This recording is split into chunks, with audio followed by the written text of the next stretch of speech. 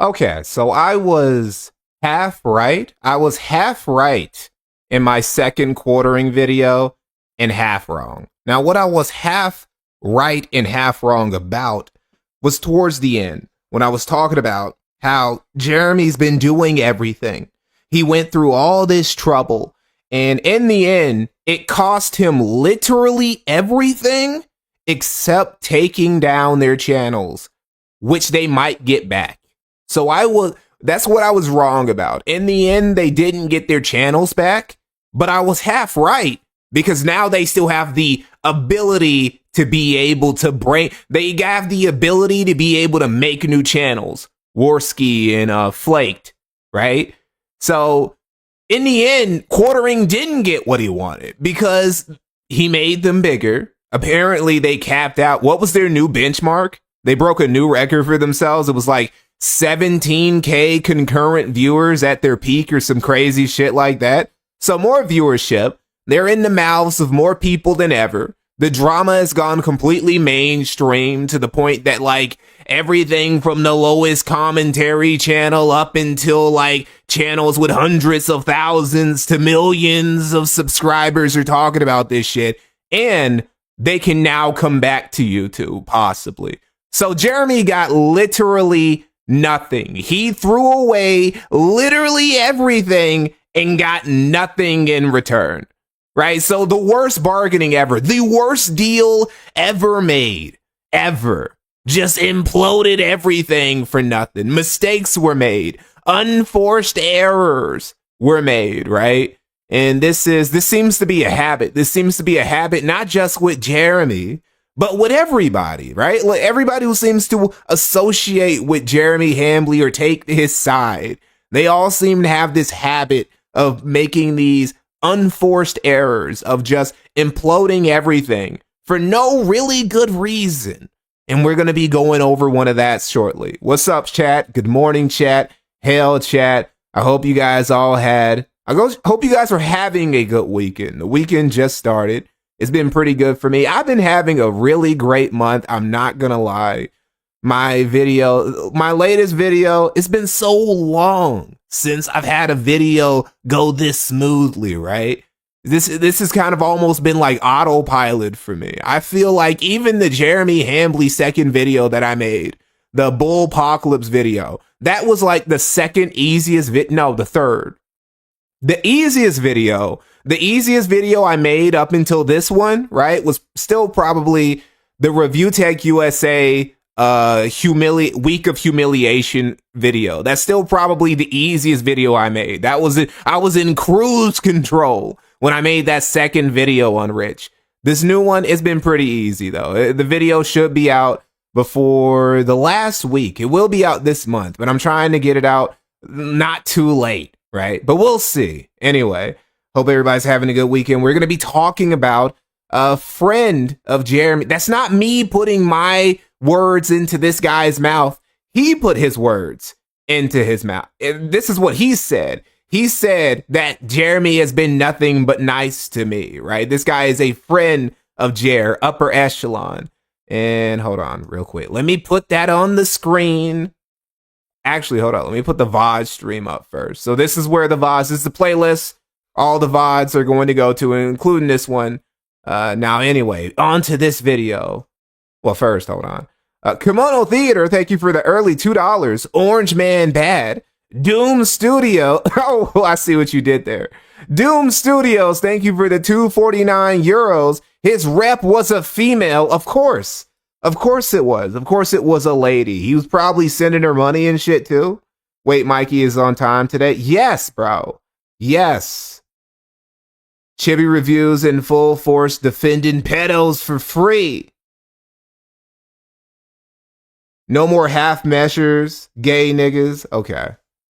So this video, as you guys guessed, today is going to be, we're going to be going after, well, I was going to name this Sweepy Squad, but it's not really what this video is. This video isn't really about upper echelon trying to sweep it up for Jeremy. That's not really what he's trying to do. I mean, that's kind of what he's trying to do, but it's more like It's more like he's trying to damage control, like he's trying to mitigate he's not trying to deny that shit is bad. He's trying to make it seem not as bad as like what it looks like, right? He's trying to say, you know what, guys, we should ease up. We should ease up on Jeremy. You know, like he made some mistakes, but this is becoming a hate mob, guys, and we shouldn't be. I mean, the like to dislike ratio basically speaks for itself. It's like, look at that, bro. It's like a third of all the likes on the video, over a third of the likes on the video are dislikes, right? People were not feeling this. And I don't really think you can just put this on the casino sending its regards, on Warski and PPP sending people to like hate mob this video and downvote it in mass. Like, I watched a little bit of it. I stopped just a little bit through the video because bro's timing is completely just like, I don't know what he was going with. Like, I get maybe like the theme of the video. The theme of the video is like, we have these hate mobs where people like to swarm around like piranhas and make easy, low effort content, shitting on people and blowing shit out of proportion. Okay, you could make that case. You could like use that. But the examples that he uses, including Jeremy, are literally the worst examples you could use for this shit. Because pretty much everybody he's going to talk about in this video, except for like Mr. Beast, you could argue, completely 100% deserved every bit of scrutiny that they got. Like 1000% they did.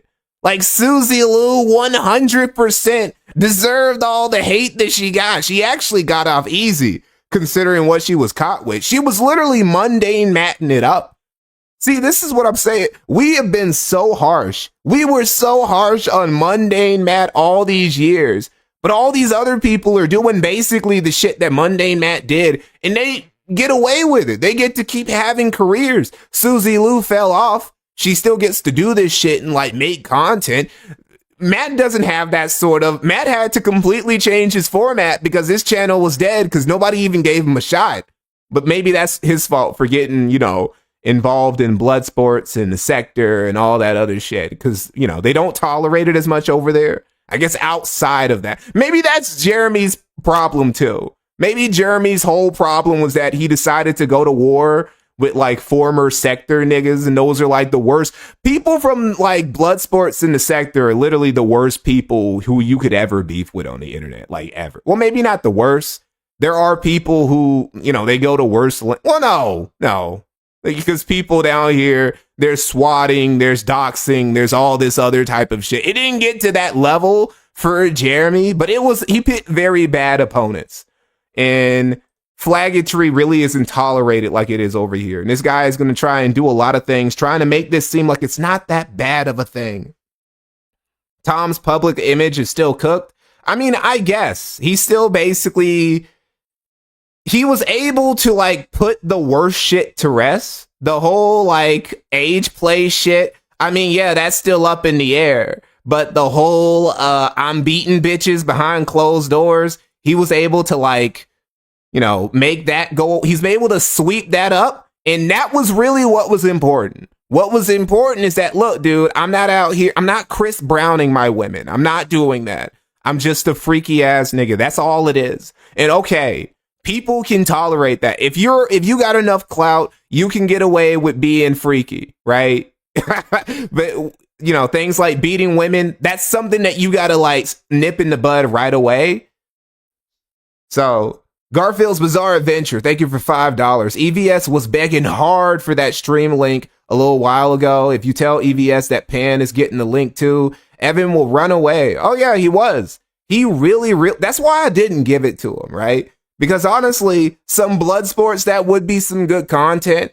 But number one, he's just going to like try and gaslight me. If I were to let Ethan Van Sciver on the stream, he would have just gaslit me for however long I kept him on and I didn't kick him, and he would bullshit or some shit. And then he would just use it for content later. And I'm not about to give you like easy content for you to just like try and bullshit, use some frognosis in my audience. We're not doing that. I'm not feeding you, Ethan. I'm not doing that.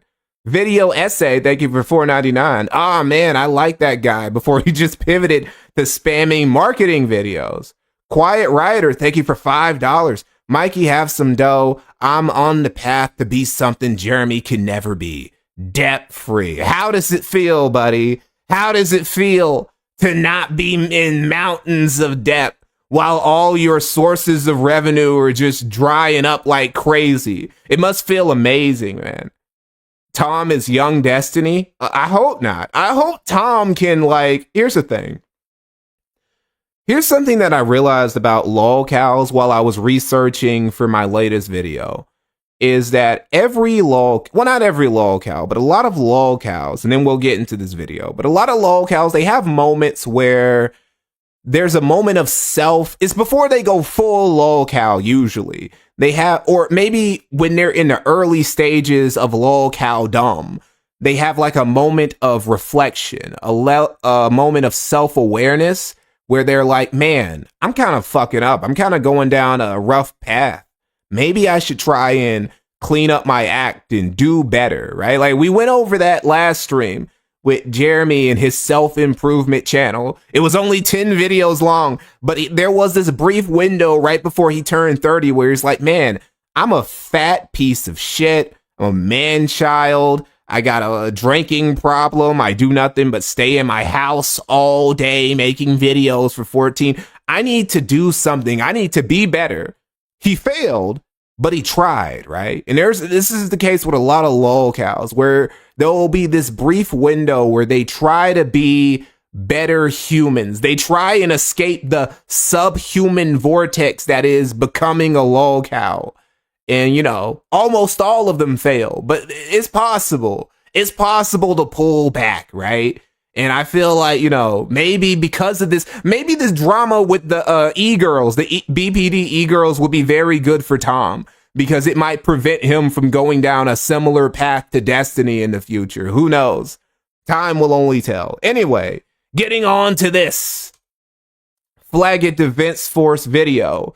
Social media feeding frenzies, the quartering. He even names the video about the quartering. Like, you literally couldn't pick a worse topic for this video.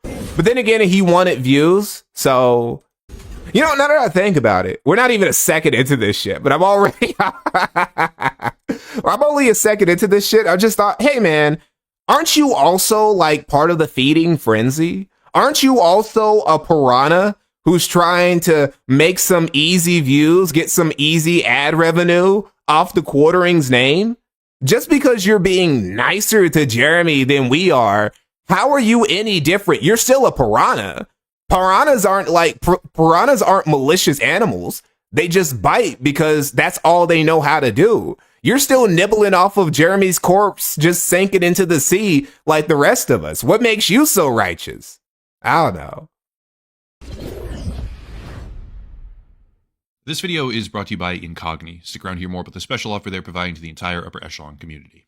Every so often, let's say maybe once per year on average, something happens. It's a little bit difficult to explain, but every once in a while on YouTube and other social media as well, individual creators inadvertently trigger something, which I call a feeding frenzy. And rather than lowering myself into the cesspit, which I have done before, by the way, I am not immune to that phenomenon, but rather than openly participate. Oh, he's so good. He's so righteous, guys. This guy is so, he's not like us.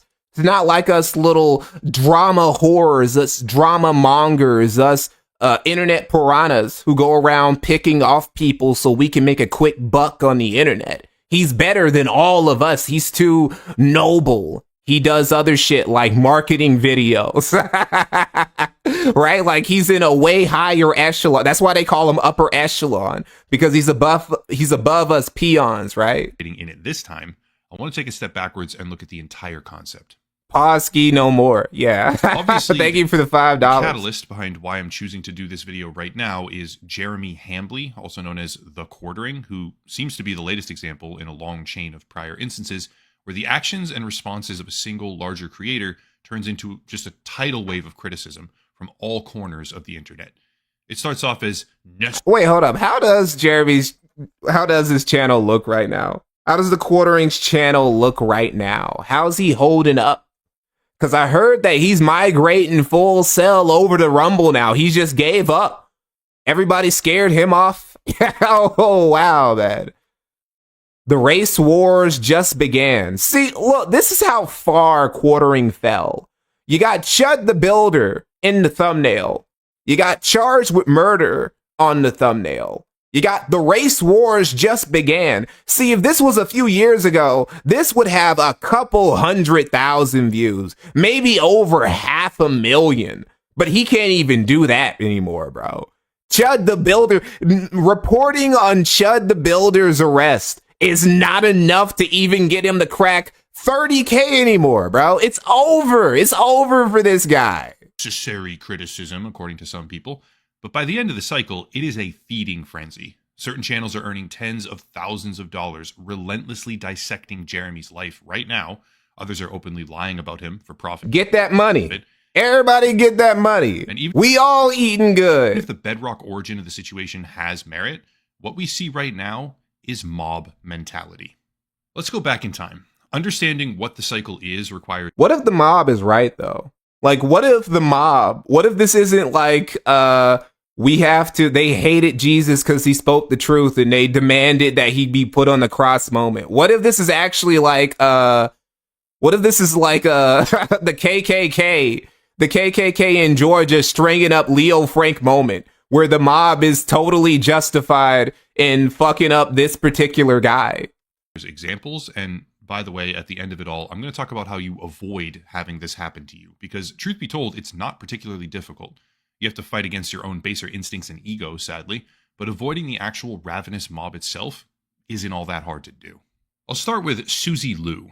Susie Lou is an anime reaction YouTuber, which is pretty low on the internet totem pole, if we're being honest. Okay, so this is his first example. His first example is a woman who was... The criticisms against her were 100% legitimate, right? This is one of the women.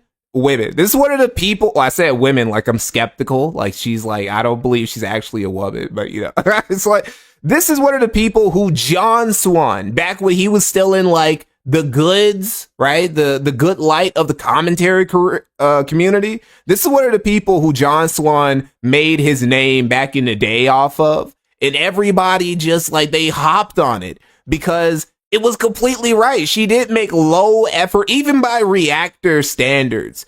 Her shit was bad. And then she would flag down people with her fucking lawyer cuck boyfriend and shit, abusing the DMCA system. Everybody was right about Susie Lou. Why are you using her as an example? Even though what she does is abundantly common on the platform, after being criticized for lack of fair use and other low effort uploads, she decided to fight the mob.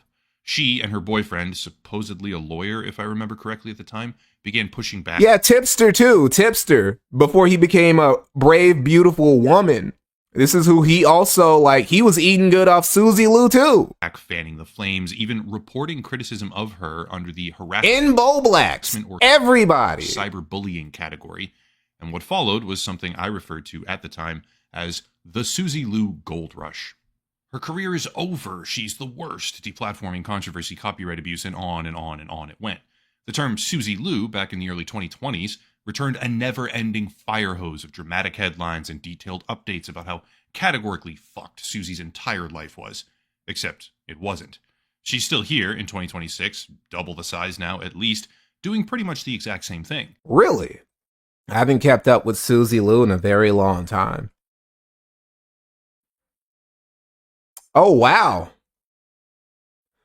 Well, you say double the size. I don't know. You say double the size. Let's see. What was she like when she was at her? Okay, so 5 years ago. No, bro. No. This is just like Jeremy Hambley's channel, right? This is just like the Quartering's channel.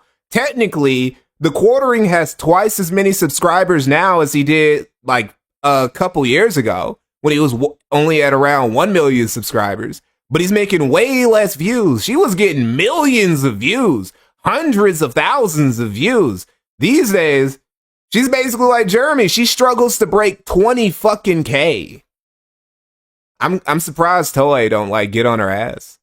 Seems like she puts a little bit more. Maybe it's because she's a white woman. Maybe white women just have like the privilege in now, which is good. But the drama cycle that dominated the trending tab back then for weeks on end. You know, I shouldn't say that because there are a lot of niggas with very, very lazy anime react channels too, and they also don't get taken down. Eventually faded, because it always does.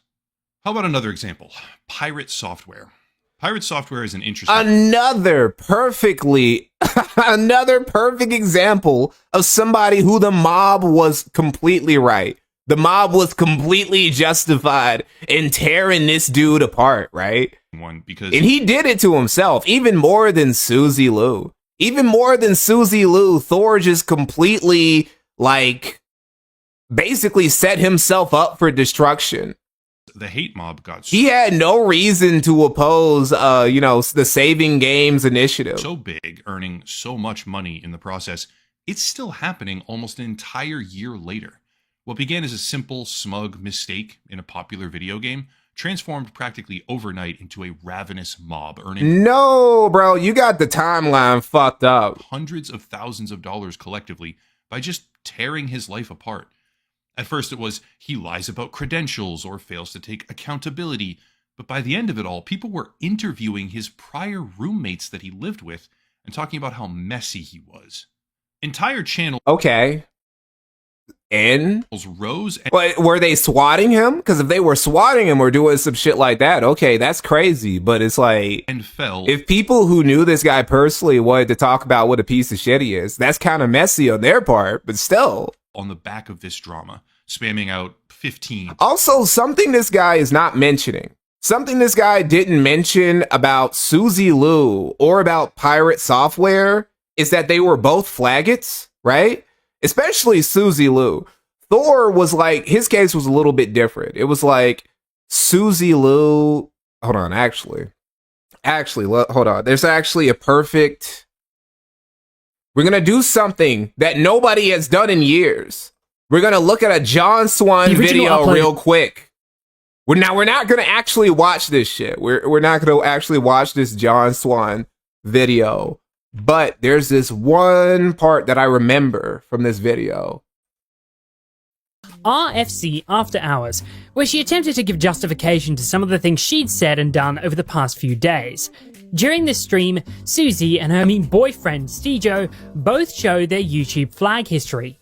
This is the gayest looking straight nigga I have ever seen, bro. Like, I would not believe. Like, if you would have told me, if you hadn't told me this dude didn't have a girlfriend, I wouldn't have believed you. Stejo's came out clean. He's like up there with Elijah Schaefer for gayest looking straight nigga ever. But Suzy, showing her flag history, might be the most iconic moment of all time on this show. I got 5 minutes. All right, then show your flag history. We don't need. We need to see your flag history. I don't care. I want to see your flag history. I mean, this is vital. If you want to prove your innocence, you got to show your flag history. Wait, hold up. Wait. Is that? I don't care. I want to see your flag history. Is that Ralph? Wait, Ralph gave Augie $1. Hey. I mean, this is vital. If you want to prove your innocence, you got. Ralph was supporting his little bro back in the day. Flag history. Hey, is that Worski? Why would I care to prove my innocence to a bunch of nobodies on the internet? Oh, definitely not guilty. You flag tipster. Oh. It's such a small world. Such a small world. Every time I watch a fucking documentary, I'm like, why are the same 10 people in almost every documentary? I keep seeing them. Oh, no. Well, you gotta see video. We can't see that. Screen share. We need the screen share. Oh, hold on. Lots of GG Reloaded though. Just Monday completely, bro. It is like, how could you say that it was just a hate mob? Like, people were trying to tear her life apart. People who are flaggots, like, if you are a flaggot and you're a content creator, you deserve to have your fucking career ruined, in my opinion, right? That's like, outside of doing some actual real world crime for your content, or I don't know, even like outside of it, right? Like, if you're like trying to split puppies open or some shit like that, you deserve to have your career ruined, regardless of what you do on the internet or not, you know, on some Zoo Crew type shit.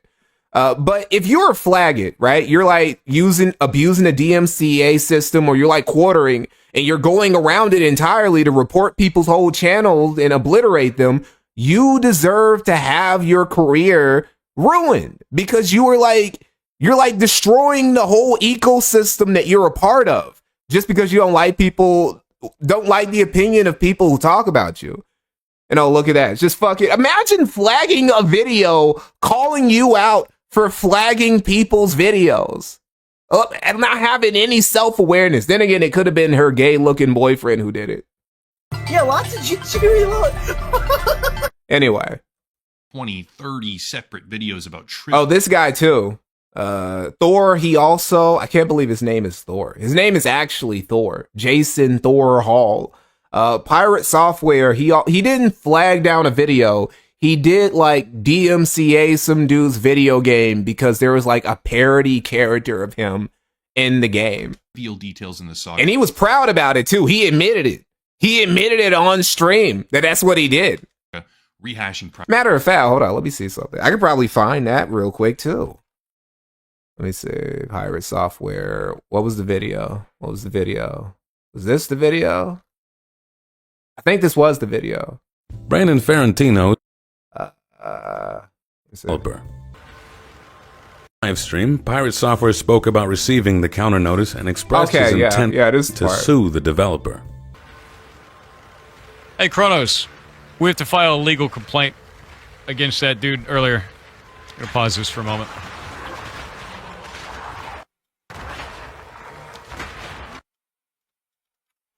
There was a dude earlier today that went onto Reddit and said that he was using my voice in a video game, showed a bunch of videos of it, and then put that game up on Steam. A lot of people in the thread told him not to do that, that would end up being a legal problem for him. He did it anyway. So I filed a DMCA claim, and he has now filed a counterclaim against me. We're going to take you to court. You're going to lose. You cannot use somebody. Bro, imagine just saying this shit out loud on your stream and being proud about it, right? Like, it wasn't even a big thing. It was like, what was the game? It was like Idle Streaming Bonanza, right? And he wasn't even a main character in the game. He was like a minor part, almost like a little cameo, right? I'm pretty sure his character was voiced by Dan Saltman too, believe it or not. But anyway, it's like he say, oh, I'm gonna like take your shit down, I'm gonna sue you, and I'm gonna take you to court, and I'm gonna fuck you, you're gonna lose. This is why everybody hated this dude. This is why he was one of the nominations for top lolcow of 2025. He might end up winning again in 2026. He keeps fucking around. The internet doesn't forget, nigga. Prior discoveries and turning this man's life into a veritable zoo exhibit where the most outlandish vocal and dramatic claims made the most money. It was a feeding frenzy, and certain people got rich. Yet another example, this time the largest YouTuber on the whole platform, Mr. Beast, it took place when he was accused of all sorts of workplace impropriety by former contestants. Okay, so this one actually, More Pegasus just destroyed his career? Okay. So this is actually a case where I'm like, okay, yeah, people were actually, when it comes to the Mr. Beast shit, this really was just like YouTubers who were ambitious, who wanted to make some easy money, who wanted to maybe make their name off of taking down Mr. Beast. This is a case of the hate mob just being piranhas who were hungry to make a quick buck. That actually was the case for Mr. Beast. An employee. I'm not even saying that there are no legitimate criticisms you can make about Mr. Beast, but I will say the dude who initially made that first video that started all this shit, he was basically proven to be a fraud, and he got ran off the internet himself by another person making a big exposed video on him. So I myself participated in that one under the justification that this was arguably the oh, okay, so you actually have also been a piranha yourself. Well, at least thank you for being honest, bro. Logistical Nightmare, thank you for a rage quit. Mikey, why'd you have to cover both EVS and Elijah Schaefer? I'm now forever mixing up the gay frogman and the schizo drug enjoyer. face of YouTube. Sorry about that, buddy. Oh, wait, hold on. It was Potato Jelly. Thank you for the 5 gifted subs. Thank you, man. multi-million-dollar contracts with Amazon at the time, and thus any Jeremy drinks his bull's milk. Thank you for the 6 gifted subs. infraction on his part reflected badly on the entire YouTube platform. But even still, as the feeding frenzy escalated, I was an active participant, wrapped up in the process of update videos and new discoveries, all for the sake of... It's funny how the one hate train that this dude decided to join in on was the least legitimate, like the least justifiable of the hate mobs, the one against Mr. Beast. That was the one that he coincidentally joined in on. Definitely had nothing to do with Mr. Beast being the biggest content creator on YouTube and pretty much everyone being able to at least get one little lick, score 100K view video off of slandering him for like a year. Viewership and ad revenue. It's intoxicating. Regardless, my point with these examples is to demonstrate the cycle overall, where initial criticism gets met with pushback, sparking the insatiable mob mentality. Garfield's Bizarre Adventure, thank you for another $5. Maybe EVS, maybe Quartering can use the EVS strategy. Go to Kiwi Farms and demand they go after Kino Casino. It went well for EVS when he tried that on Eric. Yeah, a lot of dudes. There are a lot of dudes who don't seem to understand that the farms is not their personal army. It's not really... Well, maybe it's Josh Moon's. Maybe Josh Moon's personal army, but it's not really anybody else's personal army. It's the personal army of the dude who owns the forum. And even then, like, not real. Like, there are times where it's like, you'll have, it's very rare, but there are times when you'll have moments in threads where the thread is actually shitting on Josh. Like, that happens. I remember that happening in the Dark Side Phil thread when, I think it was Josh was trying to do something to the thread because he thought they were annoying or they were doing something improper, and everybody in the thread for like a couple pages just started shitting on him for it. So even it's not even his personal army. It's more like his personal mob that he occasionally has to corral. Bean4509, thank you for $5. It's crazy how Jeremy doesn't even look human. He looks like a bug creature wearing a human skin suit, like that dude from Men in Black. To a degree where empathy... That's what happens when you drink since you're like in your late teens. Reason, and especially rationality, leave the building entirely. Jeremy drinks his bull's milk. Thank you for another 2 gifted subs. Very generous, Everything bro. you do online gets tracked, stolen, monetized, and harvested. A lot of people don't care about this. They click allow cookies and accept the terms without a second thought. But for anyone who understands what the information does and where it goes and all the different ways that it can be used to harm you, today's video's sponsor, Incogni, is here to help with that. Even after you discontinue a service or stop using an online platform, the information that they gathered about you, which is a lot, by the way, typically, the information they have about you goes on to be sold by data brokers all over the world for the purpose of junk mail, spam messages, identity theft even. If it gets oh, wait, is that what this is? And oh, that's what this is. Okay, hold on. No, thank you, bro. Wow, this video is even shorter than I thought it was. Hold on. Okay, so the actual... Okay, we get here. That starts at 6. Everything you do online... Okay, so this video is actually only 14 minutes long. Only 14 minutes long. Okay. Incogni for continuing to sponsor the channel. Okay, back to it. Understanding that the cycle has existed for almost 2 decades and will continue existing long into the future. Raymond Sycamores, thank you for the skull emoji, bro. Thank you. On these platforms, we arrive finally at Jeremy Hambly, also known as The Quartering. Just to get this out of the way right now, Jeremy has only ever been good to me, at least personally. He pledged money in a particular legal situation. I've corresponded. Okay. Well, look, dude. Why even make this video? What do you have to gain? Surely you could have made like a video on anywhere else so that you could put in that fucking ad read and make that easy, sponsor money. Any other subject than this. You can't start with that. You can't start with well, Jeremy's been nice to me and he also gave me money in a legal situation. You can't start with that, dude. Now we already know. It's like, I don't even have to watch the rest of this video because you're already too compromised. It's like expecting Styx Hexenhammer to say something critical about the Quartering when Jeremy fucking bailed him out of jail, right? He's not gonna do that. Styx isn't gonna do it. He owes too much to Jeremy. It's like expecting Melanie Mack to say something about Jeremy. She's not gonna do that. She's in his fucking pocket, basically, or he's in hers, or he's trying to be. With him about topics. He's covered my work before a few times on his channel, and I have nothing negative to say about him on a personal level. However, his entire mainstream online identity is built around attacking people. That's just what he does. The Quartering is a central pillar of the right-wing drama ecosystem on YouTube, and also other platforms for that matter.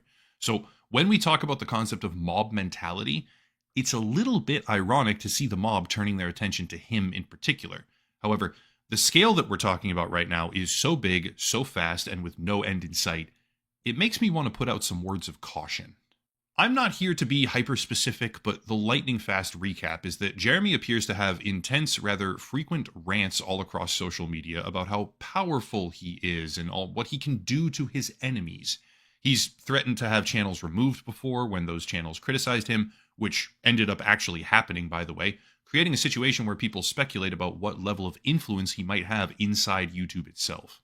What started as a simple feud between him and a couple of smaller channels became widespread backlash against him, his co-host. How can you know the whole backstory? See, if this dude literally didn't know anything, it'd be one, but it's like a Chrissy Mayer story. Okay, so you know all of the drama. You know the backstory. You know about all of the grievances that, you know, the Kino Casino, their fans, and all these other people have with the Quartering right now, with him abusing like his connections at YouTube to get another channel, get people deplatformed despite being a conservative free speech warrior for years, and going to war with other people who've done that same type of shit from the other political orientation. You know all of this, but then you still try and run defense for him anyway.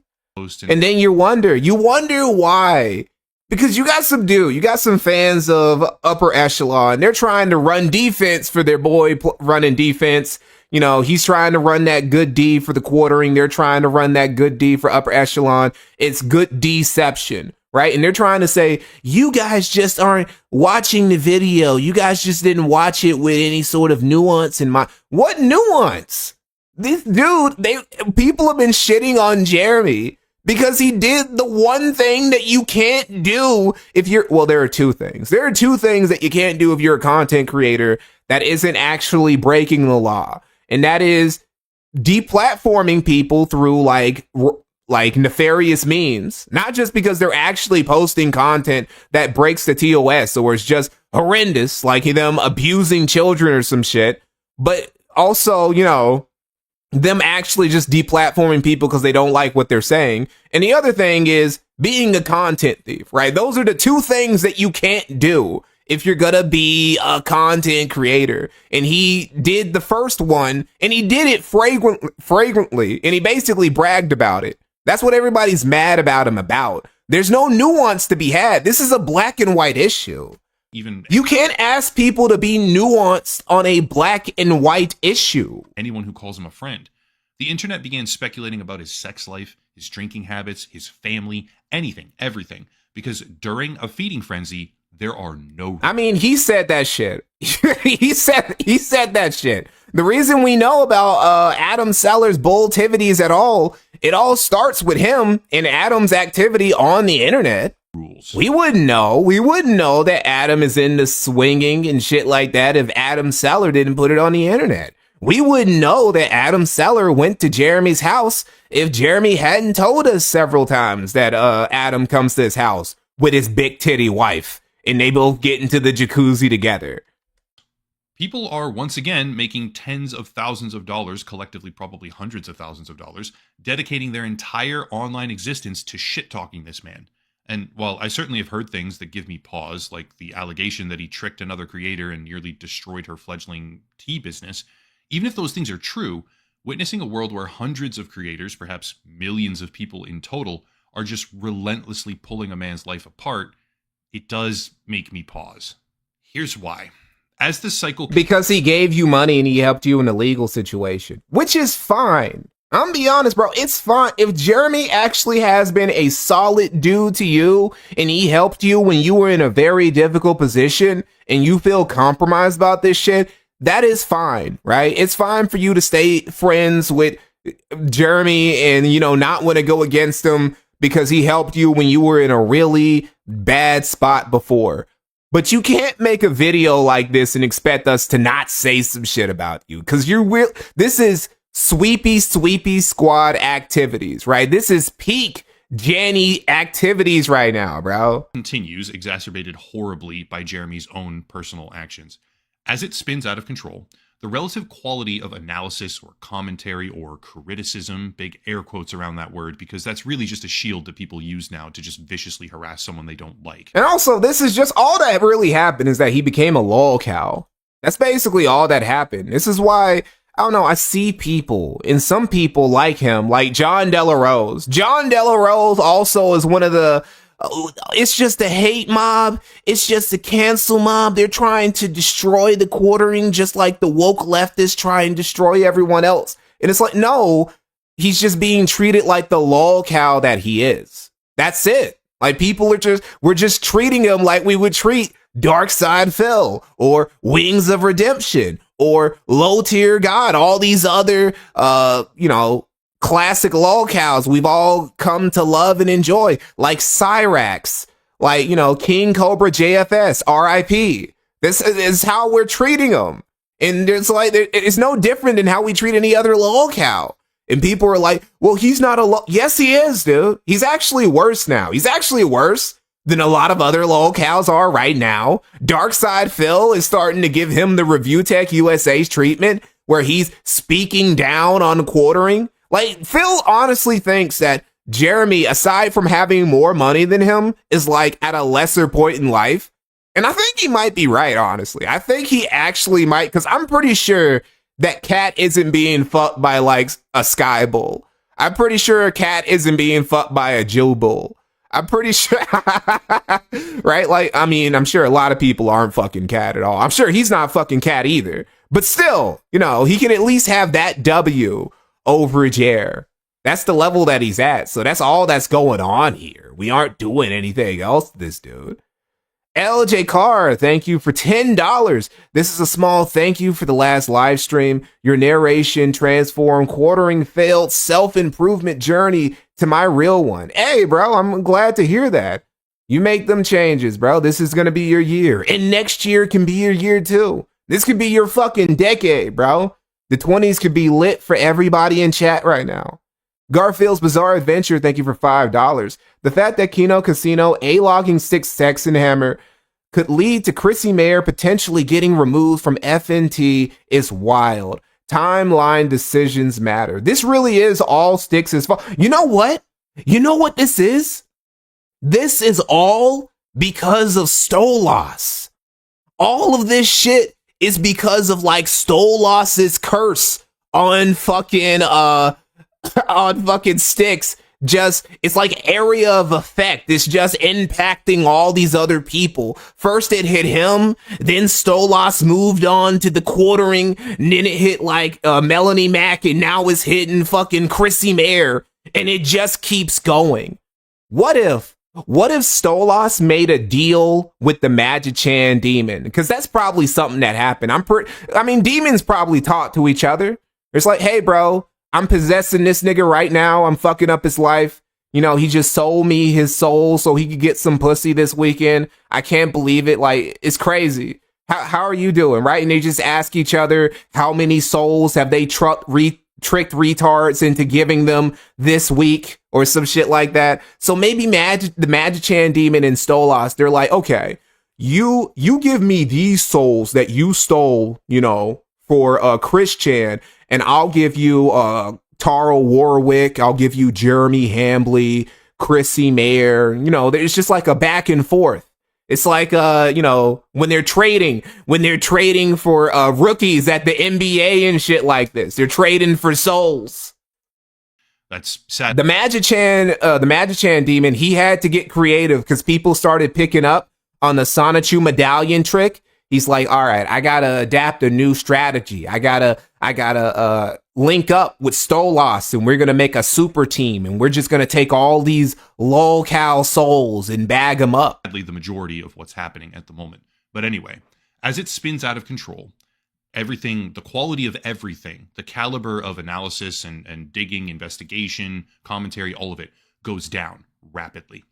See here. Or maybe Hannah Claire is a Styx and Stolas acolyte who's planning to steal the channel's corpse. You know what? It is kind of strange how Hannah Claire just disappeared the minute that like the drama hit its peak. It's almost like, okay, the plan is now going into motion like it should. Maybe there's something to it. Maybe the actual acolyte. What if Styx, he thinks that he's like this super devotee. He thinks he's Stolas' top guy. What if Stolas' actual top guy or top girl is Hannah Claire, and Hannah Claire is the actual person who Stolas is actually trusting to make sure all this shit flows like it's supposed to? This is a supposed lawsuit, okay, being brought forward by some random guy on social media as a class action retaliation against the quartering and YouTube, for that matter, for the Goldie, thank you for the $2 Canadian. He did it flagrantly. The Real Pool Boy, thank you for $5. Just went by that video, disliked it, and talked shit. Image that they've caused. Just one problem. Brad Corman, thank you for $10. The video this ninja made prior to this was about the plague of low-quality slop content on YouTube. What are the oranges for? Whoa, buddy. Yeah, I saw that video. Well, I saw the title of it. He's talking like YouTube needs to delete more low-effort slop videos. Well, okay. Should they delete the Quartering's channel then? The Quartering has 3 or 4 different channels where he basically makes the same low-effort reading the news slop content. Surely he can get rid of that. Also, they're all full of stolen shorts. So I feel like if YouTube is going to keep deleting channels, Jeremy's, at least a couple of them should be on the chopping block. Actual gibberish. The man claimed to have a law firm in the initial post, and yet the lawsuit is represented pro se, which means there isn't a law firm. And it's also a draft, not an actual lawsuit. What's more, It's funny he uses this shit lawsuit when Flate lawsuit is the only reason they got YouTube to do anything so far. Oh yeah, this is what I mean about like Jeremy is a really bad strategist when it comes to anything, not just business, but in general. He doesn't think about things very well. Because he forgot that YouTube's European branch HQ is in Ireland, right? And Flaked, being an Irish citizen, right? He has certain privileges that other people outside of like not just Europe, but outside of Ireland don't get. So then when his lawyer brought this to Google's attention, they were like, ooh, that's a problem. And they immediately like just yanked the bitch who was working those sneaky little tricks behind the scenes for Jeremy. They took her off and they said, okay, we can't give you back your channel, but you guys can make new ones. The entire thing centers almost exclusively on DMCA. So literally from the beginning, this means that, okay, he successfully got rid of their original clip channel, but in the end, he didn't like succeed. It was a temporary, it was like the most Pyrrhic victory I've ever seen in internet history. He took like it's like he fought a war, right? He's currently in a war. He won literally it's basically Japan. Jeremy is basically Imperial Japan in World War II. But instead of conquering their way throughout the rest of Asia before getting beaten back, they literally only succeeded in bombing Pearl Harbor. And then they lost every battle after that, and they still got the nukes dropped on them. That's Jeremy. Digital Millennium Cocktail. All of his cities were burned to the ground in firebombing raids, and then he got 2 nukes dropped on him. But hey, at least Pearl Harbor succeeded, so. Copyright Act, which has nothing to do with the entire situation. DMCA is not a component here at all. And the rest of the lawsuit in turn focuses on one of the smaller channels that Jeremy had problems with on a personal level, despite that channel explicitly not wanting to even be associated with it. I'm tempted to use the word joke right now, but there's no joke here because the feeding frenzy is now attracting people who are genuinely unhinged. This guy, Chad Hughes, unironically, okay? What a name. And I wish him well. Chad Hughes. I'm not making a joke right now. He appears to be suffering from AI psychosis, which is a real thing, by the way. People now suffer psychotic breaks from reality because of extended sycophantic chatbot cycles. And yet, again, no joke here, this delusional lawsuit draft, which has no future, no relevance, and no legitimacy whatsoever, this lawsuit draft is being held up, talked about, propagated, and spread by massive creators on the platform, by literal lawyers who should obviously know better, and by all sorts of Are you a lawyer? Critics who are now obsessed with the concept of raking in views and ad revenue at the direct expense of accuracy and effort. When the feeding frenzy happens, people eat each other. Friends become enemies, at least the ones that only ever cared about the money to begin with. The fact that he's going for that just shows how little he had to work with. He had nothing besides that one lawsuit. There's nothing else. And the mob begins picking new targets, expanding the parameters of what qualifies as fair game in this escalating protocol where Sean said it was trash. Well, drama hit just okay, well, what is he saying? Like, lawyers should know better. It seems like the lawyers who do know better did know better. Advise anything and everything just to keep it going.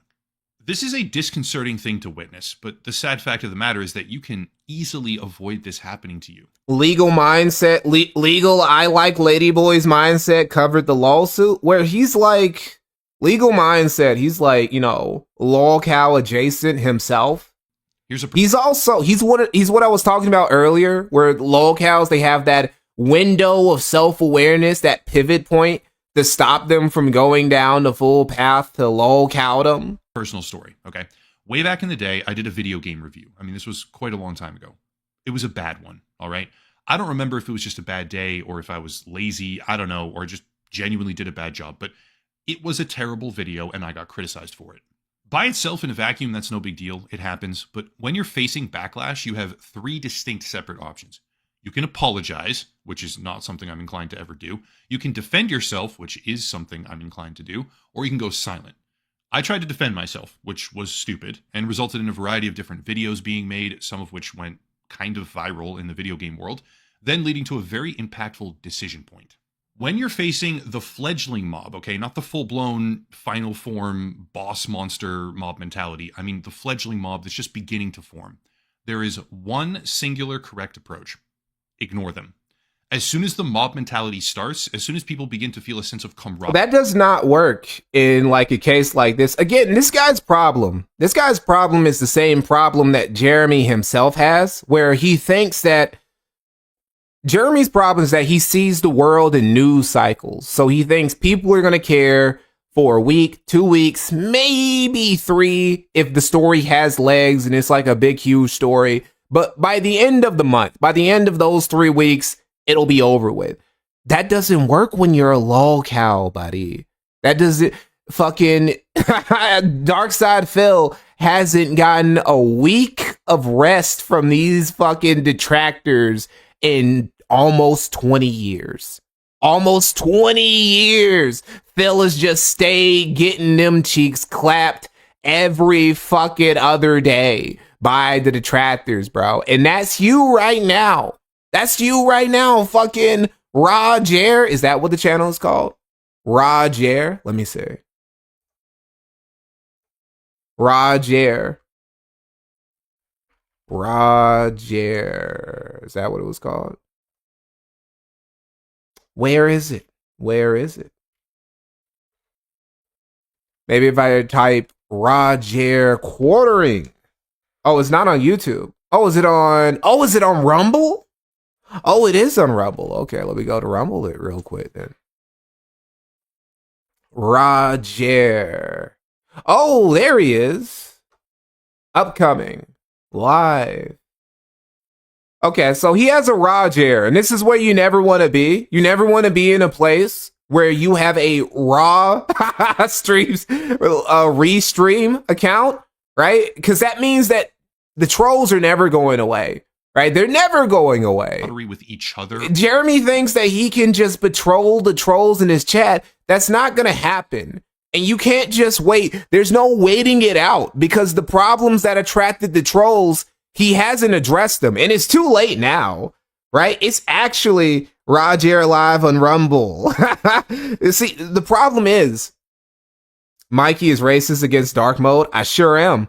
Refuse. Get that dark shit. Keep that dark shit away from me. Fuck that. Twitter? Sure. YouTube? Maybe. Kiwi Farms and fucking Rumble? No, sir. No, sir. I can only take so much darkness in my life.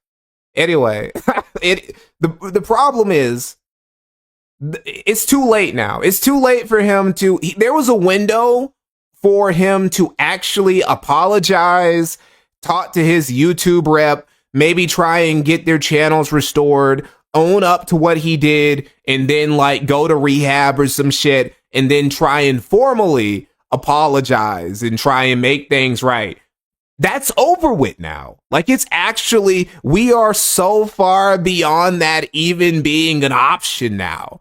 Because now we know for certain the channels are gone. They're into the ether. He still hasn't owned up to anything. At this point, if he actually tries to apologize for shit, it's actually just going to be, we know it's just going to be him trying to save his ass.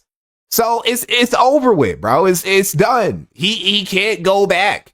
We're over the we crossed the lol-cow Rubicon when it came to the quartering. Around hating you as their sole rallying cry, the only correct answer is stop talking. Ignore them. They don't exist, they're not important, and you'll let the mob dissipate. The wrong... That won't work. That can't work with Jeremy. Every time Jeremy tries now, because they're in his chat. They're in his chat, bro. They're not going to go away. Gwynn, thank you for $20. If that's the case, instead of 2 nukes, he got Tsar-bombed, Dresden, and Siege of Alicia, his remaining viewers. Every single decisive defeat, all stacked on top of each other. Approach is to try and defend yourself. Even if you think you're right, hell, even if you are right in a lot of circumstances, internet mobs are not governed by social expectations of reason or logic. They're governed by money, outrage. It's particularly a few shepherds usually that kind of whip them into a frenzy and then kind of unleash them in a certain direction. But they're governed by money, outrage, and the thrill of collective. That's so lame. That's so lame for him to try and presume that everybody who has a problem with the quartering is just either they're an attack dog of the Kino Casino or they're just in it for money. Look, nigga, I'm here because this shit is hilarious, right? The fact that I can also make money while doing it is just the bonus. I'm planning on I have a stream on Monday that has nothing to do with, okay, it has something tangentially. It's like how this tangentially has something to do with the quartering. That also, even more tangentially, like even more degrees of separations, separating what I'm going to be talking about in the quartering drama for the Monday stream, right? And it's because I think that it's funny and it needs to be talked about. I need to bring this shit to you guys' attention because it's fucking hilarious, right? Them to attack all at once together. It's not a good I am part of the hate mob. I'm not gonna lie. I'm not gonna pretend I'm not a piranha. I'm 100% part of this feed and frenzy. But I'm in here for very, very shallow means. Very shallow, self-interested, I just want to laugh means. Thing. Typically, although you could argue it happens to a deserving target here and there from time to time, but the only way to make it stop is never engage with it in the first place. That's pretty much impossible for most people. The feeling of having a few thousand, or worse yet, tens of thousands of people finding every single conceivable way to personally reach you and try to brute force their criticism into your head because in their mind that's what you deserve. That feeling is indescribably awful. But at the very same time, seeing as I've spent half the video condemning the concept of internet hate mobs, at the very same time, under certain unfortunate circumstances, it's the only recourse people think they have. Most of the YouTube feeding frenzies that I've personally witnessed didn't fall into this category, but once in a while, situations present themselves where the platform as a whole refuses to solve things, right? Like YouTube itself just refuses to help. When that happens... Wait, what? Category, but once in a while, situations present themselves where the platform as a whole refuses to solve things, right? Like YouTube itself just refuses to help. What would YouTube do about this? Like, what would YouTube do? You want YouTube to come in like a daycare teacher? Want YouTube to come in like a school teacher breaking up a fight and try and help the quartering? Like, what's going on? Are there any TOS violations going on with all the content being made about Jeremy? Why does he deserve so much protection? If anything, YouTube has already done too much. When that happens, for lack of a better example, if it wasn't for YouTube, or if it wasn't at least for that YouTube rep, what the fuck is this? If it wasn't at least for that YouTube rep, this wouldn't have been a problem to begin with. There's an antibody reaction. The community comes together, and much the same way white blood cells begin attacking a virus in the body, commentary channels and veterans of the platform begin attacking the perpetrator. Falsely flagging content and getting other channels struck down is genuinely damaging. I mean, you're screwing with people's livelihoods at that point. If you get a channel deleted, I mean, presumably there's a person and their family on the receiving end of it that no longer has income. It can be a very big deal. Okay, so he just stated that. That's what he just said. But, right, it's like, because he comes to that conclusion. He says it plainly. He understands what everybody's problem is. What is he going to say after that? It's effectively a cardinal internet sin, in my view. So when that happens, especially if it seems like the issue is being top-down supported... Cardinal internet sin, okay. ...or exacerbated by the platform, in this case YouTube, which appears to be the case here with Jeremy.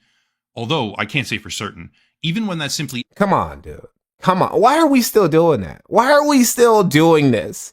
I can't say that... Jeremy is his boy. He's this guy. He helped him out. He's been nothing but good to him. He helped him out when he was in a tough legal situation. But come on, dude. Appears to be the case with no... I just say something. I go online. I say to Josh Moon, I'm going to take down their channel using my non-G YouTube rep. I'm going to take down their clip channel first, and then I'm going to go for kick, and then things start happening literally in the order that you say they do. And also Warski's channel goes down at the same fucking time, despite it not even having any strikes or even being related to the Kino Casino's clip channel, despite Warski just happening to be on it. It's bullshit, dude. Proof.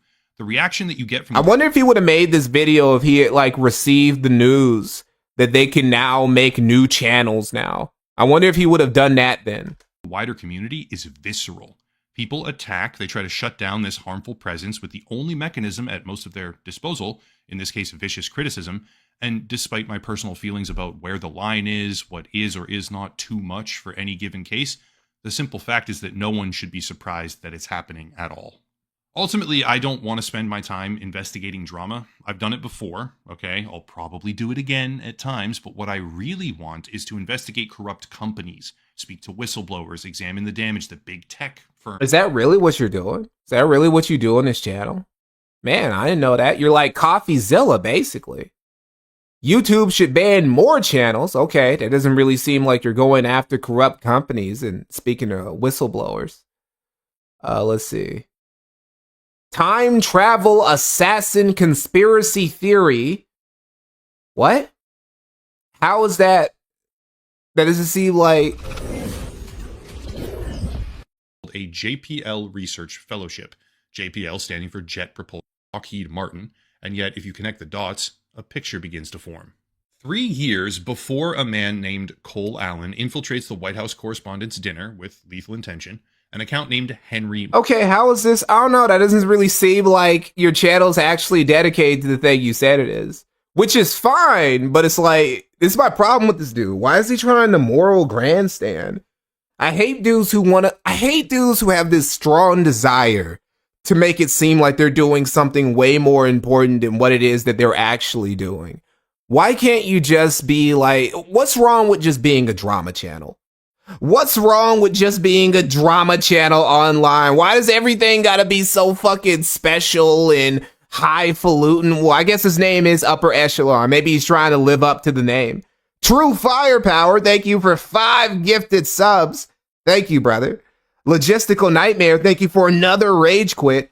UE really is out here trying to be the next CoffeeZilla. He should have stayed in the kiddie pool making cyberpunk guides and Division 2 loadout vids. Oh, is that what he was?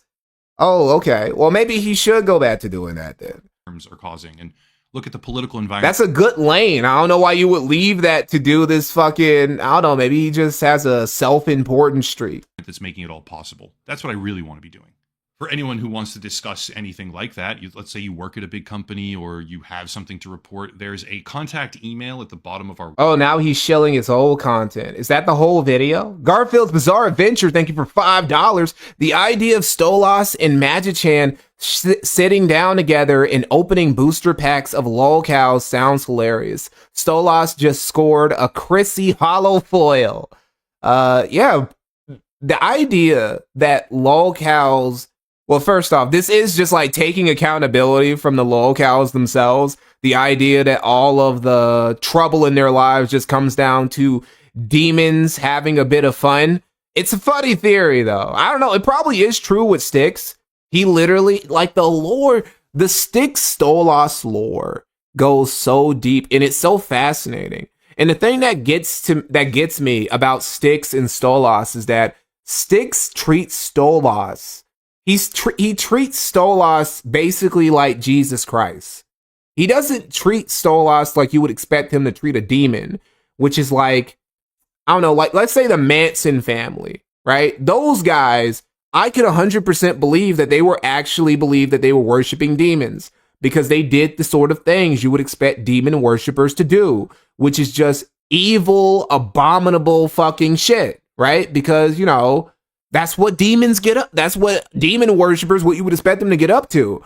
But Styx, he's be like, oh, Stolas, he came into my life when I was young and, you know, he helped me progress. He helped me become a better person. I put all my faith in Stolas. He helps me garden. He helps the flowers bloom when I plant them. You know, he helped me have my beautiful daughter and all this other shit. And, oh, I love Stolas. And it's like, nigga, that's just Jesus. So you just worship a demon so you could do the things that people who are already like Muslims or Christians or Jews already. Why didn't you just pick an actual fucking religion instead of, why don't you just worship an angel or a saint rather than worship a demon who's just gonna like, just gonna fuck your soul, just use your soul as an hole. That's the only thing that Stolas is gonna do. It's so weird. Potato is me, 6660. 0. Thank you for the 50 NOK. Dear Wignat, you claim to be racist, yet you use dark mode on all your devices. Curious. Turning point, white mode. Quiet Rider, thank you for $2. Upper Echelon wants to code fusion, but lame. Oh, wants to be code fusion, but lame. Website? I can see it, actually. Honestly, that's about it. What's happening with Jeremy Hambly, the quartering, is a feeding frenzy, like many that came before it. Whether you think it's a good thing or a bad thing is up to you as an individual. But for me, I'm beginning to think it is currently going a bit too far, right? They're brandishing, the mob is like lashing out at other people that are only tangentially related. They don't really have anything to do with it. I mean, it's spreading and people are kind of desperately grasping at fragments or trickling viewership or tiny little updates. Like they're trying to keep it going because they have a vested... Hold on, bro. Now, that's another thing. I'm going to have to get to you because he's like trickling nothing. He keeps giving us content. Like, this is what I'm talking about. He thinks that the problem with Upper Echelon the problem he has is that he thinks that this is just a run-of-the-mill drama cycle, right? It's like, oh, okay, it's Quartering's turn. It's his turn to be caught up in the drama cycle. And it's gonna die down. Some people are trying to stretch. No, bro, he's an actual fucking lolcows. Lolcows don't have drama cycles where they're like the talk of the town for a couple weeks, maybe a month or two, and then it all dies down. This isn't going away, bro. People are gonna be they're gonna be detractors towards the quartering probably until the end of 2026. If he can't fix it, if he can't fix these issues that people have with him right now before like late 2026, it's going to keep going forever, just like it does with Phil and all the other lolcows who never fucking who will never be free, basically. Interesting. The only thing he's going to be able to do... Hold up. No, that's not true. I was about to say the only thing he's going to be able to do is do what Boogie and Wings and those guys just did and just go to Keemstar and try and make a couple more bucks just twerking on camera for LOLcow Live. But LOLcow Live already stated they don't want Jeremy. They're like, no, you're not allowed here. Not here, Jeremy. We have standards, Mr. Hambly. You can't come here and get an easy buck from Keemstar. Seeing that happen, okay? They're making money. That's the biggest part of all this. And yeah, it's hard to let that go, especially when you got the biggest viewership boost you've ever seen in your channel's lifetime from this drama, so you're just unwilling to let it die. Anyway, I guess time will tell. You know, some people think he deserves it, other people think he doesn't, but... Who are the people who thinks he doesn't? Because I can count the people, I can genuinely count the people who think that Jeremy doesn't deserve this shit on like one hand. And some of the people, I could have used two hands before, but he's burned some bridges, like Bering and Dankula, right? And even those guys, they were on the outs. They were like, well, you did a bad thing, man, but maybe you can just come out, you can admit it now, and it'll be that bad. And then he not only didn't take their advice, he fucking destroyed their podcast that they all worked together on for years. And then he burned that bridge too. And they're like, okay, well, fuck you then, nigga. Whatever. Regardless, it's not the first time it's happened, and it certainly won't be the last. That's it. If you want to support the channel, check out the links down below. The video sponsor. Okay, so that was basically, you know, the FLAGGOT Defense Force video. Now, before we go, since I've already brought up Stolas, we'll watch this one video. We'll watch this one video about Styx talking about Stolas, his Lord and Savior, who he puts all his fucking faith into. This was 4 years ago, by the way. All the way back in 2021. Styx is back making videos for people who don't know. Styx is back. He's back making content. Oh, he's back. He's back and he's fucking better and badder than ever, making his slop. And he's really on it. Styx is actually working harder than fucking the quartering is right now. Look at this, dude. He put out 8 videos, like 8 videos in 24 hours, man. It's crazy. Alright everyone, this is just a brief video letting you know, yes indeed, the computer, as you can see, is back. So we are back in business, making Styx Hexendom, making Clankdom. That's what I'm talking about. We got a lot to talk about though. I wish I could have been... Like he actually is a pirate now. Before it was just a LARP. Before he was actually just play pretending pirate. But now he actually is a pirate, right? Like he has to have the glasses on because there's some shit fucked up with his eyes. He's missing teeth. He's like, he fucking stinks probably. His hair is just matted as fuck, right? The hat is being worn. He's got tears in his fucking clothes. He can only afford 1 glove. He can't even afford 2 gloves. He can only afford the 1, right?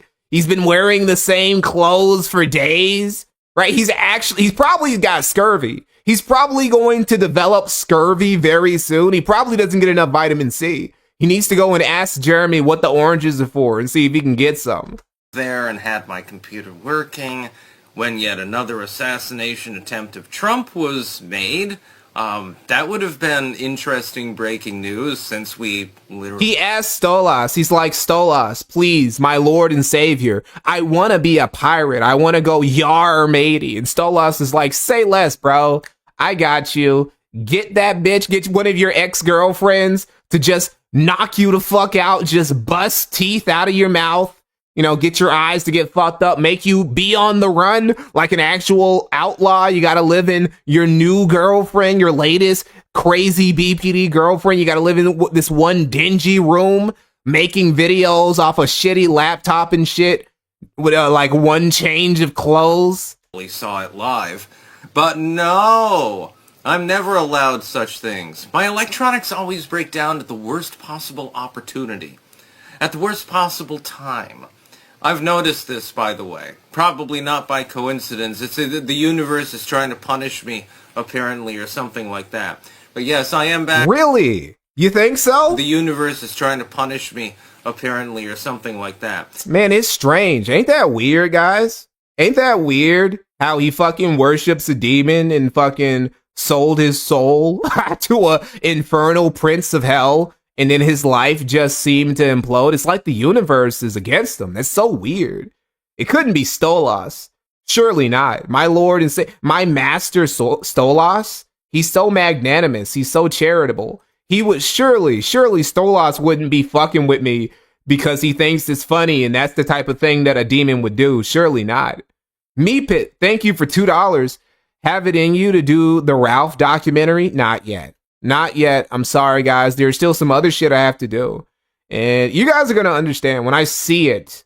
When you see the next few videos that I'm going to come out, you're going to be like, of course he couldn't do the Ralph documentary yet. Quiet Rider, thank you for $5. Styx has done something I never thought possible for me. He's made me like Foxy from One Piece. For his sins, I call Exterminatus on Styx. But yes, I am back, and we will get to the news shortly. Don't worry, you'll have plenty of videos. Yeah, he didn't lie. He started turning them bitches out. At least he's not being lazy. Anyway, let's get to this. Let's get to him praising his lord. Alright everyone, it's time for the occult, video number 310, the truth of... You can already say, I'm glad we watched this video first. Because you can already, the difference between, you would think they're two different people, right? You would think that this is like Styx's fucked up twin brother. It's like a Dave Moscato and his twin brother Andy, where one of them is just a fucking loser, play pretend trans person. That might actually be an oxymoron. Play pretend trans person, and the other person, he has like all these back issues. He fucking fights with his parents and he mooches off of every fucking person. He possibly does meth and shit like that. He says he has to walk with a cane and all that shit. Meanwhile, Andy is a healthy police lieutenant with a family and kids, and he fucking works out every day and shit. That's Styx. That's new Styx, and that's old Styx. They're like two completely different people. Stolas. Now, I've already mentioned this particular demonic entity before. I think it was one of the early videos, actually, that I did long ago, many years ago, because I saw this particular entity. And of course, some people, they think that's superstitious nonsense. The funny thing is, a lot of them believe literally in God and angels and stuff like that. I'm thinking to myself, your canon specifically talks about demonic entities. Some of the canonical and extra-canonical material literally gives them distinct personalities and names, so I'm not sure exactly why you would think it was impossible for such a thing to exist, but having seen it myself, of course, I already know that. Now, Stolas, interestingly enough, I'll get into this first. The demon that I saw, of course. I saw it in the demon that I saw. Tangible sense. As I just noticed the 666 in the background. Wow. Literally when I was a little kid on my wall. You gotta let them know. You gotta rep that. You gotta rep your infernal Lord and Savior every chance you get. All was smoke spewing out, making noises that were vaguely owl-like, but kind of like an owl crossed with a freight train, if that makes any sense. And of course, looking at the Ars Gotia, where this demon is listed, I found, and this is years later, I didn't... Mikey, why does it sound like you're describing Spoonie and his brother Miles? I didn't intend for that, but it does, now that you break it up, yeah. I didn't know anything about demonology as a little kid. Now, I found out that the two main things this demon is concerned with are geology and botany. Those were literally the two biggest obsessions that I had when I was younger.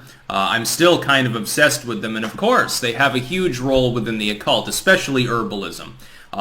I would say that my study of plants and so forth technically gave me my first literary success with Fruits of Eden and led directly into the editing spree that I've been on, which, again, I consider to be demonically inspired work. Now, for people who don't know, a very, very big chunk of Styx's income over the years has been, he's basically taken public domain books about demonology and the occult and whatnot, and he has reformatted them, or I guess in some cases maybe translated them, or maybe it was just him reformatting them and then selling them on Amazon as ebooks. And you know, A hustle is a hustle. He's made a decent chunk of change doing that shit, so. When we use the term demon, I don't mean it in the Judeo-Christian sense. Judeo-Christians would say, well, demons, they're evil, they possess people, they do terrible things. I don't see it that way. I'm not a Judeo-Christian, nor do I necessarily believe in the particular Judeo-Christian ascribed character or even names of these particular entities. But insofar as in common... Well, where else would you get it from, then? Where else, like, all of your ideas on demonology are coming from fucking the shit you read in the Bible. The people who wrote these books on demonology, they got all their ideas on demons from what they read in the Bible. In parlance, it's called... Or in the Torah or whatever. Stolas, and has certain... Literally, one of the demons that he's talking about, the demon that he worships, Stolas, was one of the demons who King Solomon summoned and bound with his magic ring to then do like manual labor for him, right? And build his temple. That's how King Solomon built his temple. He basically summoned all these demons and he used them as like Mexicans, right? Where it's like, okay, hey boy, build that temple for me. And then, you know, go back to hell. Demons are like, okay, are we getting paid? We getting paid, S.A.? No, you're going back to hell. The fuck? It's like, you're a demon, but you're still Goyim. You're not even human Goyim. I'm not fucking paying you. Go back to hell. Certain function. That, of course, I agree with. Now, it's funny, because depictions of Stolas throughout time, and demons in general, this could almost be a separate topic. The demonic has become more and more humorous over time. If you've ever heard Hell of a Boss, it's a online... He also, unironically, like, this is not a joke. This is not a thing. He fucks very heavy with Vizzy Pop's version of Stolas. He isn't actually a fan of Hell of a Boss. He has made videos where he's wearing, like, a shirt of Stolas from, like, Vizzy Pop's Hell of a Boss series. He thinks that this is great. It's like, oh yeah, man, this is great representation for Stolas. Stolas is going to get so many new worshippers because of Vizzy Pop. Series. He reviewed the show and he thought it was good, like unironically. Animated. It's rather funny, and Stolas is one of the main characters in this. Now, although there's nothing in the Ars Go show or any comparable work to suggest that Stolas is a sexual reprobate and an orgiastic deviant, I'm having a feeling, based on my own experience with this entity, that it would find it amusing. Would not find it to be an insult, but rather... Stolas just told him, it's just jokes, bro. It's just jokes. Hilarious. It's just like in my own work, I've always depicted Satan as being essentially extremely machismo, but then much like the war god Ares, if he's injured slightly or anyone has insulted him, he breaks down and basically acts like a big toddler. I find that concept to be hilarious, and so I've put it in Sickness and Hell. And a few of my morbid stories, there's one where Charles Manson actually ends up violating Satan at one point. I think some of you would find it quite funny. Wow. Just wrote that. It's actually quite funny. He wrote like a fan fiction. He wrote Charles Manson fan fiction where he raped Satan. Wow. But even I wasn't aware that Styx was that level of edgy boy. Like, Jesus. Stolas I consider to be sort of a personal demonic entity. Not in the sense of I go and summon this entity or I feel compelled by it. But simply it's sort of a mutualistic relationship. If you don't believe in Judeo-Christian concepts of demonology and you go more into an Eastern or even New Age approach, it's basically... He writes like a 12-year-old that discovered what naughty words are. Well, he's a fan of Vizzy Pop, unironically. So, like, what do you expect? A form of reciprocal energetic feeding, or sort of a pact, but it's unwritten in form. And Satan mauled by a 4'11 MK Ultra victim. Doubtful. Well, there's no.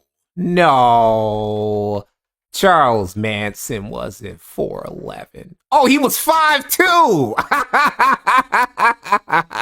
I did not know that. Okay. Well, that explains some things. This is coming together.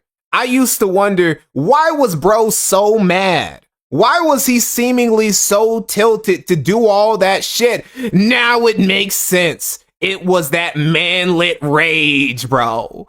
That was all it was. Like one of the craziest Napoleon complexes in American history, Charles Manson. Okay. I did not know that. Now I do. And as I continue, part of this... Like... Ethan Ralph could fucking take out Charles Manson. Like Charles Manson and his Manson family. They could have rolled up on Ralph. And Ralph would have been like, I ain't scared, bitch. And he could have taken Charles Manson out. He's like half an inch taller, dude. This is literary in nature, by the way. It pays huge dividends in literally every possible way. I feel that it's of import. Certainly, it is of import in the world. We're talking about hundreds of thousands. Wait, read below. Oh, it says he's 5'7". Everyone says I'm 5'2" when I was arrested, but I'm 5'7", Manson said. Then I went down to 5'6". Okay, bro. If you say so, Charlie, we believe you. You're 5'7". Of paperbacks. Do I look 5'2", bitch? No, Charlie, if you say you are. Sold, and this is something that up until I sort of had my own occult awakening, wasn't really, I wasn't involved with anything like that. I had some occult works. I was interested in the paranormal. I was certainly interested in herbalism and a few of these other things, and vaguely in alchemy. But other than that... Oh, he was an alchemist. I had no long-term goals. And by the way, at the time... Styx was on that Full Metal Alchemist type time. I was basically in the... Turning coal to gold. Doldrums, and my life was in the shitter. You drop out of college, you post-ODC, you still got anhedonia. Your family's extremely poor, there are no job prospects, and you're in the middle of a great recession. Well, what do? You have to pick yourself up by the bootstraps. Another reason why I frown upon liberal political custom. You know what somebody said in chat? Charles Manson actually had, like, insane aura. I'll say this. He had a decent singing voice. There's a time for living. The time keeps on flying. Think you're loving, baby, and all you're doing is crying. Can you feel? Are those feelings real? Look at your game, girl. Look at your game, girl. What a mad delusion. Living in that confusion. Frustration and doubt. Can you ever live without the game? The sad, sad game. Charles Manson is basically proof that even if you're a short, crazy, schizo nigga, so long as you got a little bit of sauce and you can sing, you can basically pull bitches still. And you can get them to do anything. You can basically get, if you got enough aura, you got enough charisma, you can sing, you can play guitar, you can get, like, you know, obviously the women already have to be mentally ill, but you can basically get them to do anything. To be honest, Styx himself has also been on this type of timing before. He has also gotten crazy mentally ill women to just, like, swarm him. He basically had almost a harem at one point. He was going through so much pussy. You know, I guess that was, like, one of the good things of making a deal with Stolas. Stolas is like, I'm gonna make you a Uber Chad. I'm gonna make you an occultist Chad, Styx. I'm gonna have bitches flying out from Europe just to come and hop on your dick. I'm going to ruin your life at the end of it, but you're gonna live as a king, as a Chad for like a little bit.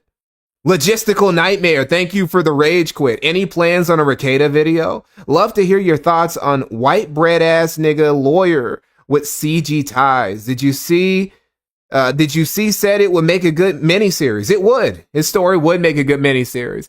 Honestly, Styx's life would also make a really good miniseries. This dude who was visited, who's convinced that he was visited by a demon king, which is what Stolas is. It's what the Galatia says that Stolas is. He's a infernal demon king. He was visited by an owl demon in his childhood, and he was convinced that the demon was his Lord and Savior and his friend and his compass through life. And, you know, in the end, his life ended up getting fucked up because of said demon. So his life would also make a good miniseries. Trying to tell me that I'm a victim and I should take their handouts. Yes, all of Styx's old hoes, they all have accounts on the Kiwi farms, and they post and they out his dirty laundry all the fucking time, including dirty laundry on each other. It's crazy. The only one who doesn't do that is Styx's ex-wife from Europe. Fuck other who he abandoned. He abandoned his wife and his daughter in the Netherlands. People in the process. And anyway, I think the demonic is powerful. I think it is quite literally real. To be clear, when people ask me, do you believe in demons? Yes, I do. In the literal sense.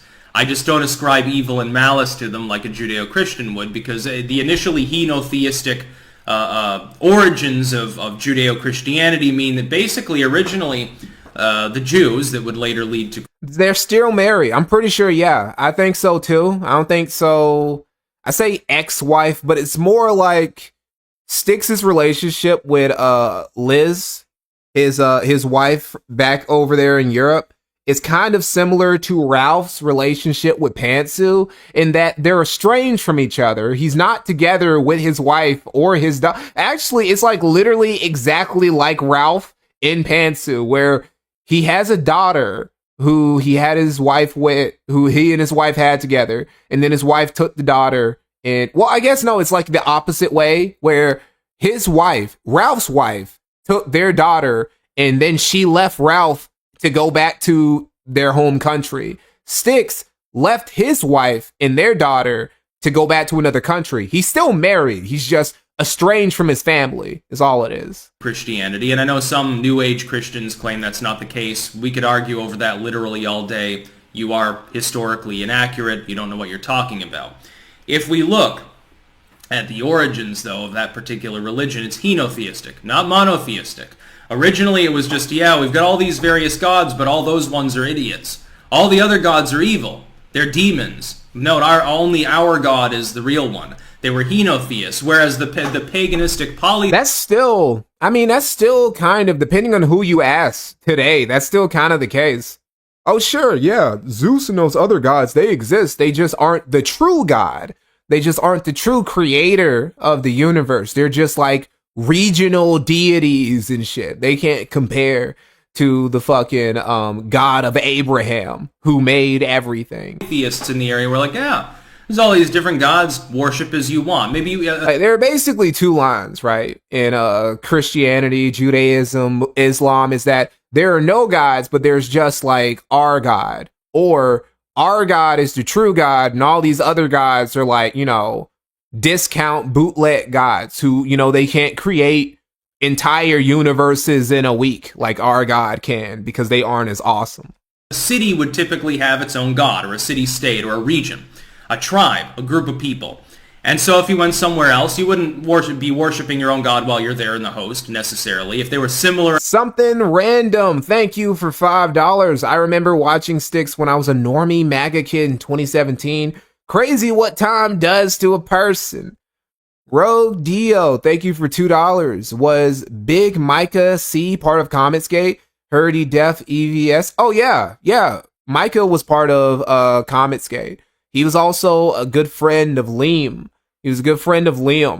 And he gave Liam a very big talking to because, well, here's what Micah is. Micah is convinced that Liam actually is very talented. It is like the best writer who Cometsgate has ever produced. Like in terms of being a writer, he thinks that Liam is probably the most talented guy in Cometsgate. But he's also like, Liam, you are like completely mentally unstable and you're fucking crazy and you keep ruining things for yourself because you can't keep anything under control. And he disavowed Liam because of that. And he was basically right. Enough, they might overlap, they might not care. A more cosmopolitan region might not care. But if you went in among henotheists, they would say, no, that's devil worship. This is non-canonical worship because the manner or the being involved is wrong. When we talk about demons, in some cases we're quite literally talking about these tribal Baals, or Bells, as they may be called. Look at Ammon, which I believe is the first one listed in the Ars Gotia. Amun-Ra is a thing. How can CG play both sides in the quartering drama? I don't even know how that's possible. Like the side that hates quartering hates CG. Like how the fuck? Well, I guess maybe through Camelot. Maybe through Camelot they can like do that, right?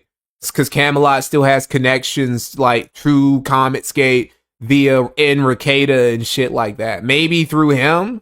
But in general, the people who hate Cometsgate, who hate quartering, and the people who hate Cometsgate, they aren't the same, but they like fit within like the same oval of like the two circles coming together.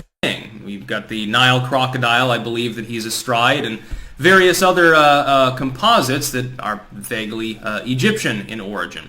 This is not the only example of this happening. Beelzebub is often spoken of, even though the concept of Baal or Beelzebub, of course, is more of a general trope for simply any entity other than Yahweh, any entity other than Jehovah. So yeah, Stolas, insofar as the demonic, would be rendered a god, essentially, if you have that approach. And if you're a pagan occultist like me and you have a greater understanding than simply having read one single book or one compilation, like the Bible or the Quran, it's not just one single book, by the way, guys. Wow. Then I think you can go further than that. And yes, I've had literal... Wow, that's crazy. I never heard that one before. Thank you for making that clear, buddy. ...communication with another worldly entity. Whatever you make of that, it's all good. That's about all. All right, well. Peace out. Of course, the peace out. Anyway, that's about it. It was supposed to be a short stream. And it was, right? So... what the fuck am I even looking for right now? There it is. Okay. So thank you for tuning in, right? Next stream, I promise we are actually going to talk about something. The Monday stream, it's going to be big. It's going to be a big Monday stream. We're going to talk about something tangentially related to fucking quartering, because everything is right now. But it's not actually going to be about Jeremy. We're going to talk about something fresh, something fun. We're going to revisit a character that we haven't spoken of in a minute. It's going to be some fun times. Garfield's Bizarre Adventure, thank you for the $2. EVS recently shunned Liam from Cometsgate again. He'll be back. He'll be back. What I mean, he'll be back. He's going to bring him back in. It's like, it's very abused dog behavior when it comes to Liam and Cometsgate. It's like, I don't know, it's kind of fucked up because they treat Liam like shit, even though they're going to bring him back in. They use him for content. Like the hate mob shit that Upper Echelon was talking about, that's what they actually do to Liam over there at Cometsgate. They just abuse this obviously mentally ill dude, not to like, you know, rinse Liam of any sort of accountability at all. He still does do a couple reprehensible things every now and again, you know, including flagging people's content down. So he does deserve it, but not from the likes of the CG crew. They're the least likely party to be able to talk shit about what Liam is doing. They're part of the reason why he's so fucking unstable to begin with. Anyway, thanks guys for showing up, and I will see you later. I will actually, hold up, fuck it. We're not even going to do that. I won't even send you guys out with that. Not with the normal song. This time. There's a time. Yeah. Send you out with some Manson. Send you out with that good shit. Alright, I'll see you. Keeps on flying. Think you're loving, baby, and all you're doing is crying. Can you feel? Those feelings real. Look at your game, girl. Look at your game, girl. What a mad delusion. Living in that confusion, frustration and doubt. Can you ever live without the game? The sad, sad game.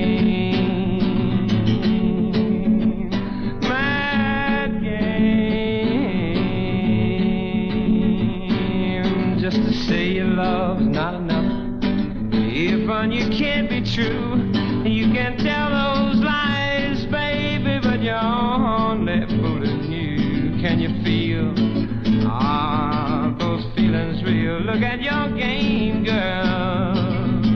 Oh, look at your game, girl.